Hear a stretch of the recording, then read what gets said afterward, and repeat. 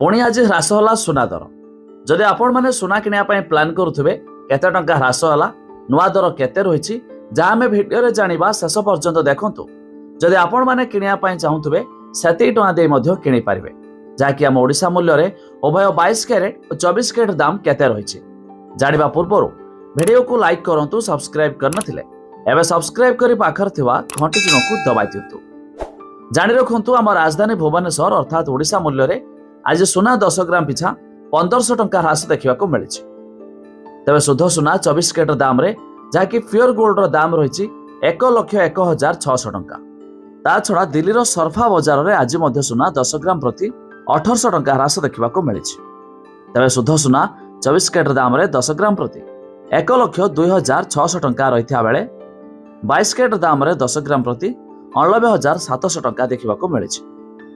आउ ता छड़ा MCX अर्थात मुंबई रो मल्टी कमोडिटी एक्सचेंज रे आज मध्य सुना आंशिक मात्रा रे ह्रास देखा मिली। तेरे शुद्ध सुना 24 कैरेट दाम रे 10 ग्राम प्रति 1,03,450 टंका रही बेले 22 कैरेट दाम रे 10 ग्राम प्रति 90,680 टंका देखा मिली। सेहीपरि रूपा 1 किलोग्राम पिछा मध्य आज किछि मात्रा रे ह्रास घटी नुआ दर जहाँकि 98,000 टंका रे पहुंची जाइछि। तबे जदि आपण माने उभय सुना और रूपा किनिया पय प्लान करूथिबे तबे एही दर दे मध्य आपण माने किनि पारिबे। ता छड़ा आपण माने केउ जिल्लारो भिडियो देखुचंती ता निहाती कमेंट करी जणाबे।